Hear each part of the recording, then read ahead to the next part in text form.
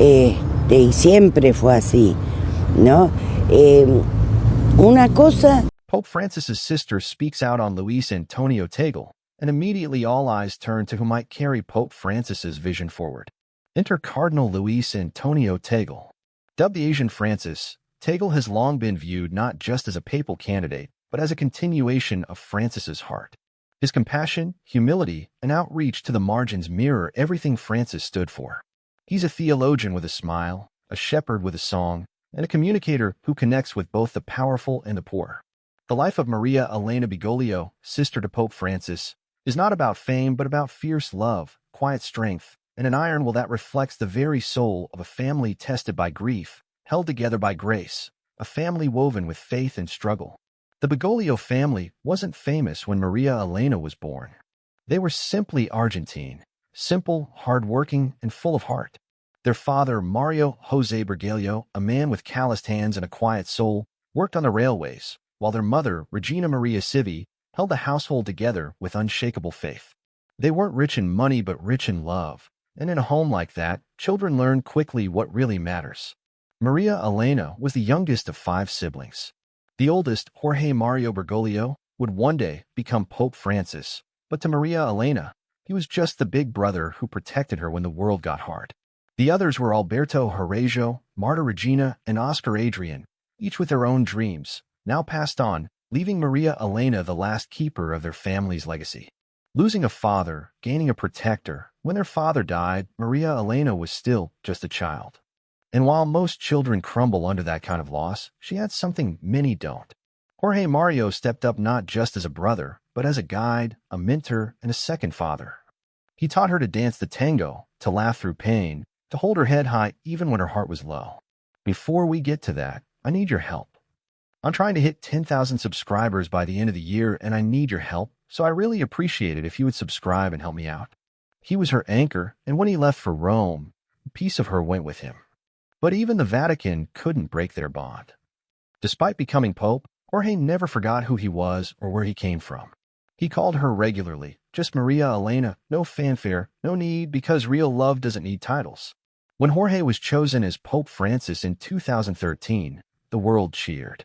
But Maria Elena, she wept, not because she wasn't proud she was, but because she knew what it meant: distance, burden, responsibility. And in a moment of raw honesty, she prayed he wouldn't be chosen. It was selfish, she admitted later, but I was afraid I was losing my brother to the world. Can you blame her? Imagine the ache of watching someone you love become everyone else's. It's a feeling many can relate to, watching family drift away because life pulled them in another direction. But Maria Elena didn't let that bitterness take root. Instead, she stayed grounded, refused to attend his inauguration at his request, and chose instead to donate the travel money to charity. That's the kind of woman she is, quiet in the background, but with a heart that could move mountains. Even as the world obsessed over Pope Francis, Maria Elena chose to stay private in Argentina. No interviews for fame, no book deals, just honesty. When she did speak, it wasn't to build herself up, it was to show the world who her brother really was, not just a pope, but a man who used to sweep floors and read her bedtime stories. She's called him tough enough to lead the church. She said he still has the same humor, the same stubborn streak. She doesn't sugarcoat, and people listen, because her words ring with a kind of authenticity that's rare in a world of curated personas. Mother fighter survivor Maria Elena raised her own family with the same quiet strength she grew up with. Among her children is Cristina Bergoglio, a renowned artist in Madrid, carving her own name with a paintbrush rather than a crucifix. Another child, Jose Ignacio Bergoglio, has spoken about their family's legacy with a mix of pride and humility. But Maria Elena's story isn't just about being a sister or a mother, it's about being a survivor. In 2015, she was hospitalized, her health threatened, but she didn't crumble. She smiled, she fought, and when asked about it later, she didn't complain. Instead, she spoke of laughter through tears, of how humor kept them going when all else failed. She carries the memories of her siblings, the late Alberto, Marta, and Oscar, like sacred relics, not to mourn, but to remind herself that even in death, love doesn't fade. Life in my family has known a lot of sadness, tears, and pain, but even in the most difficult times, we've experienced a smile and a laugh that could provide us with the energy we needed to find our way back. It's a quote that doesn't just describe her life, it defines it. It echoes the universal truth that even in the darkest tunnels, laughter is the first spark of light, and when it comes from someone who's lost more than most of us ever will, it hits different, it heals. While Pope Francis has reshaped the image of the Catholic Church with messages of compassion, simplicity, and reform, Maria Elena is the hidden pillar behind that mission. She lived those values first not because the cameras were on, but because they were etched into her soul. She's not on magazine covers, she doesn't hold mass, but in her quiet way, she's reminded the world that humility isn't weakness, it's the greatest strength, and perhaps that's the greatest lesson her brother ever learned from her. If you've ever held your family together through grief, if you've ever watched a sibling soar while you stayed behind, if you've ever chosen silence over attention, love over envy, faith over fear, then Maria Elena's story is your story too. She is a mirror for the unsung heroes, the ones who don't chase the spotlight but keep the flame of love burning in the dark. Before we get to that, I need your help. I'm trying to hit 10,000 subscribers by the end of the year, and I need your help, so I really appreciate it if you would subscribe and help me out. Vatican insiders and their predictions for the next pope. The death of Pope Francis has not only left a gaping hole in the heart of Catholicism, it's also thrown the Church into one of the most unpredictable papal elections in recent memory. And if you're someone who loves tradition but craves change, this moment might just speak to something deep inside. You, Pope Francis, change everything. Over 80% of the 135 cardinal electors who will enter the Sign Chapel in early May were appointed by him. That means his influence will loom large, but not in a linear or obvious way. Francis didn't stack the college with clones. He chose men from diverse theological backgrounds, cultures, and continents. What we're left with is a melting pot of ideas, desires, and spiritual outlooks. And that's what makes this conclave so hard to call. Vatican insiders, from seasoned reporters to retired diplomats, agree the 2025 conclave is a spiritual and political wild card. There is no clear frontrunner, no consensus candidate, just a global church searching for a shepherd in a time of profound uncertainty. What are the cardinals actually looking for? It's not about charisma or age. This isn't a job interview. It's a sacred discernment.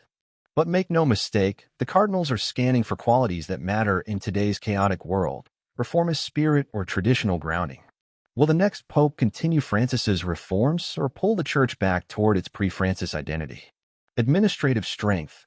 Can the new leader manage Vatican bureaucracy while healing global wounds? Pastoral heart. Can he cry with the people, walk in the mud, and radiate empathy? Global perspective. Can he be a pope for the whole world, not just Rome? Those are the metrics. Those are the stakes. And behind closed doors, every whisper and handshake is charged with those questions.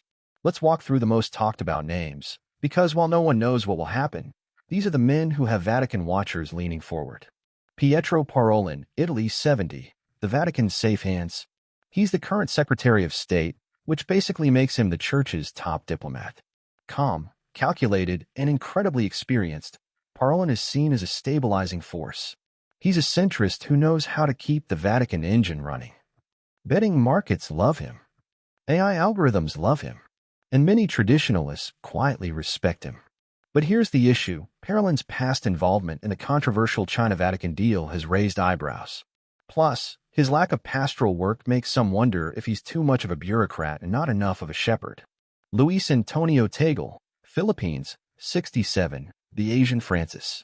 If Francis had a spiritual son, it would be Tagle. Emotional, articulate, and deeply loved in the global South, he's a living embodiment of mercy and compassion. Known for crying during sermons and hugging the homeless, Tagle could electrify a new generation of Catholics. He's also a symbol of the Church's shift away from Europe and toward Asia and Africa.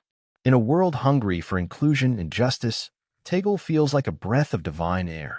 But there are questions. After the Vatican shakeup of Caritas Internationalis, which Tagle led, some insiders doubt his administrative grip. Matteo Zuppi, Italy, 69, the people's pastor. Zuppi is the quiet storm. He's not flashy, but he's beloved, known for working with marginalized groups and advocating for peace. Zuppi is a Francis loyalist who brings street-level spirituality to the Red Hat. He's also been instrumental in Italy's interfaith dialogue and refugee aid. Vatican insiders see him as a potential bridge builder. Weak spot: he doesn't have much Vatican political experience. In conclaves, that can make or break momentum. Peter Erdo, Hungary, 72, the theological powerhouse. Erdo is a canon law expert and conservative voice. He appeals to cardinals who feel Francis moved too fast. If the Church wants a reset, a return to order, Erdo could be their man. But beware, his firm stance may alienate progressives and global South voters who want more compassion and less control. Peter Turkson, Ghana, 76, the peacemaker. Turkson is a towering presence. He's worked on climate change, peace building, and economic justice. Powerful speaker and bridge builder, he could become the first African pope in over a millennium. But some insiders believe the odds are still stacked against an African pope despite the symbolic power it would hold. Mark Yule, Canada, 80, the Vatican veteran, well, is a conservative with pastoral charm. He's been around forever and knows the Curia like the back of his hand. But at 80 and after recent controversies, his window might be closed. Conclaves don't start with voting. They start with whispered conversations, late-night debates, and the subtle art of consensus building during the general congregations. That's where coalitions form. That's where frontrunners fade and compromise candidates rise. Vatican insiders remind us conclaves are not wars. They're negotiations soaked in prayer, and the most beloved candidate going in is often not the one who emerges. The cardinals may not be locked in camps, but they each carry desires for the church's direction. The trick is finding someone who can unite, not just win. Betting markets, AI, and the Pope prediction game. Yes, even algorithms are trying to decode the next Pope. AI tools crunch everything from public sentiment to historical patterns. Betting sites constantly update their odds based on insider chatter and global speculation. Right now, Poland tops many AI lists, but Tagle and Tagle aren't far behind. These models aren't magic. They can't read hearts, but they do show us where the global winds are blowing. And yet, even the smartest AI admits this is the world's most unpredictable election. What makes this moment so powerful isn't just the uncertainty, it's the possibility. For the first time in modern history, we could see a pope from Asia or Africa. We could see the church take another bold step toward the margins, toward empathy, toward the people. If you've ever believed that faith should reflect the real world, that it should touch dirt, heal wounds, and listen instead of lecture, then your hopes are wrapped in this conclave. Because the next pope won't just lead a church, he'll shape hearts, drive policy, and carry the weight of souls across continents. We're not watching a power grab. We're witnessing a spiritual birth. As white smoke rises, and the world strains to hear the name announced from the loggia, everything will change again. And whether it's Paroline, Tagle, Zuppi, Erdo, or someone completely unexpected, you'll know this. The church is still alive, still wrestling, still reaching. So don't just watch, feel it, own it, pray for it. Because this is more than politics, it's prophecy in motion. The story of Pope Francis's sister, Maria Elena Bergoglio, and her quiet but profound influence unfolds alongside the growing speculation surrounding the future of the Catholic Church and the man many believe may carry Pope Francis's legacy forward, Cardinal Luis Antonio Tagle. In many ways, the two narratives intertwine, one of intimate family strength and the other of global spiritual leadership.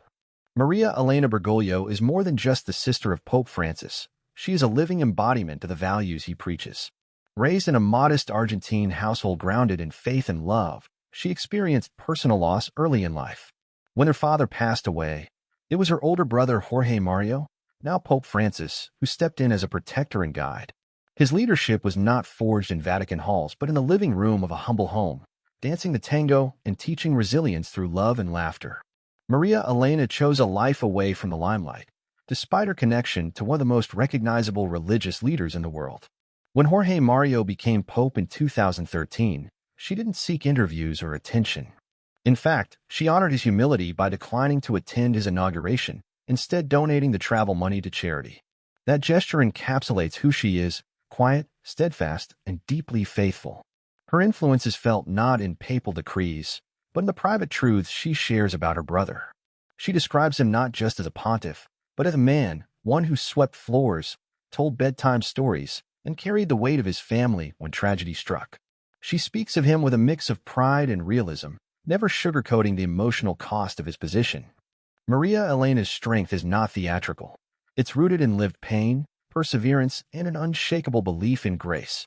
As the Catholic Church looks ahead to a new era, eyes are turning to Cardinal Luis Antonio Tagle, the man often dubbed the Asian Francis. A Filipino prelate known for his emotional homilies, accessibility, and deep commitment to the poor, Tagle mirrors much of Pope Francis's ethos. He weeps openly, hugs the forgotten, and brings theology down from marble altars to meet the people in the street. His supporters see in him a continuity of the compassion Pope Francis brought to the Church, an embrace of the marginalized and a rebuke of clericalism. Still, Tagle faces challenges. His leadership of Caritas Internationalis was rocked by Vatican restructuring, raising concerns about his administrative capability.